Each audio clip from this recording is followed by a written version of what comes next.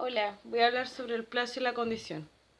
El plazo está definido por nuestro Código Civil y se establece como la época fijada para el cumplimiento de una obligación. Lo que la doctrina siempre va a criticar, porque de partida está hablando solamente del plazo suspensivo. Según los efectos, hay una clasificación. Entonces, el plazo puede ser suspensivo o puede ser extintivo. ¿Y el extintivo? No lo contempla. Entonces, la doctrina elaboró una propia definición, definiendo que el plazo es el hecho futuro y cierto del cual depende el nacimiento o extinción de un derecho. La condición la condición no tiene definición legal, pero sí la doctrina elaboró una definición que es un hecho futuro e incierto del cual depende el nacimiento o extinción de un derecho. Entonces, el plazo siempre tiene que ver con la exigibilidad, donde es un hecho futuro y cierto del cual depende la exigibilidad o extinción de un derecho, mientras que el plazo es otra cosa. El plazo es, la condición es un hecho futuro e incierto, del cual depende la extinción o el nacimiento de un derecho. Por lo tanto, respecto a los efectos, existe un plazo suspensivo y un plazo extintivo.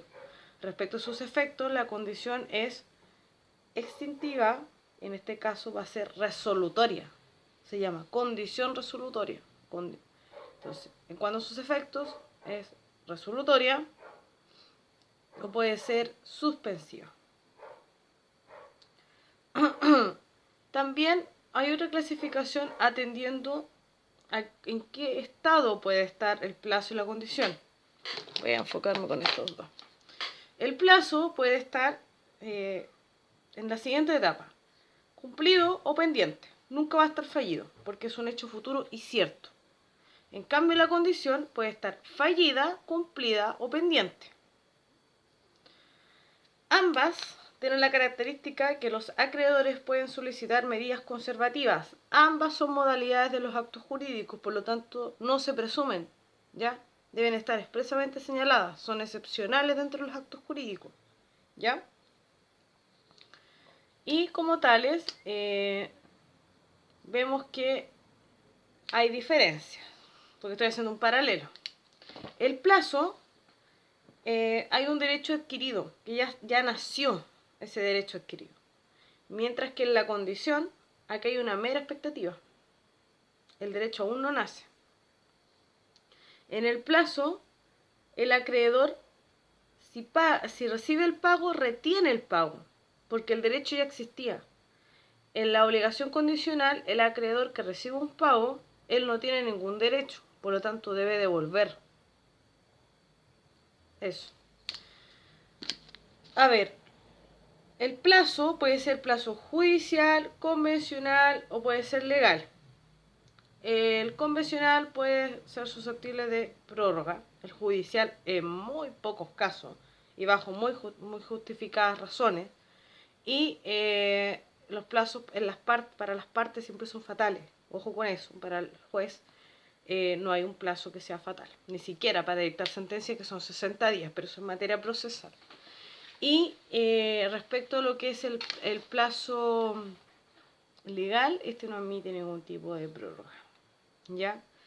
Ahora bien, el plazo puede tener distintos términos. Puede ser porque se cumplió, puede ser porque se renuncia al plazo, la persona va y paga antes, no hay problema, está renunciando al plazo. Y también tenemos la caducidad. La caducidad puede ser convencional o puede ser legal. La convencional tiene que ver cuando las partes estipulan que llega el momento de una determinada circunstancia, que es una condición, ya estas determinadas circunstancias van a hacer que el plazo se entienda que se hace exigible desde ese momento, no desde el 30 de como se había fijado. Este caso se lo conoce como cláusula de aceleración, que se usa mucho en las tiendas de grandes tiendas comerciales, donde la persona, si se retrasa en uno o en una cuota, se entenderá que se hace exigible toda la obligación. Y tenemos la caducidad, me molesta la lente, la caducidad legal, que esta opera bajo dos requisitos. cuando la persona cae en insolvencia o en quiebra. Ojo con eso, que son situaciones distintas. La persona que cae en notable insolvencia es una persona que prácticamente está quedando sin patrimonio, y la persona que está en estado de quiebra obviamente también está sufriendo una insolvencia, pero acá es un juicio que se le está haciendo donde van a ser llamados todos los acreedores, porque es un juicio de carácter universal, ya todos los acreedores van a ir a hacerse pago. Eso es respecto a lo que es el plazo. Respecto a lo que es la condición, acá empieza a ser un poco más difícil la cosa, porque tiene mucha clasificación respecto, y clasificaciones que son bastante importantes. La clasificación es la siguiente. La condición es resolutoria, la que quiere decir que un derecho va a entenderse que se extingue, una obligación se extingue, ¿ya? Esta puede ser condición resolutoria ordinaria, condición resolutoria tácita, pacto comisorio, perdón. La condición resolutoria de carácter ordinaria es aquella en que las partes estipulan que llegada a una condición que no sea el incumplimiento de alguna obligación, se entenderá resuelto el contrato. Esta opera de pleno derecho, no necesita declaración judicial al respecto. Cuando hablamos de la condición resolutoria tácita, que está en el artículo 1489, que dice lo siguiente: de los contratos bilaterales se entiende envuelta la condición resolutoria en el evento de no cumplirse por una de las partes lo pactado. Queda al arbitrio entonces de la persona que ha cumplido, el acreedor en este caso, pedir o la resolución del contrato o la ejecución forzada. Ambas opciones al arbitrio de él y con indemnización de perjuicio. Esta sí necesita declaración judicial y opera siempre en los contratos bilaterales, que es cuando existen dos obligaciones recíprocas, y nos vamos dando cuenta que aquí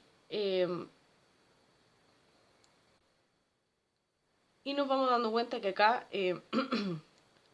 la condición se ocupa entonces con los contratos bilaterales, por lo tanto es un elemento de la naturaleza de los contratos bilaterales.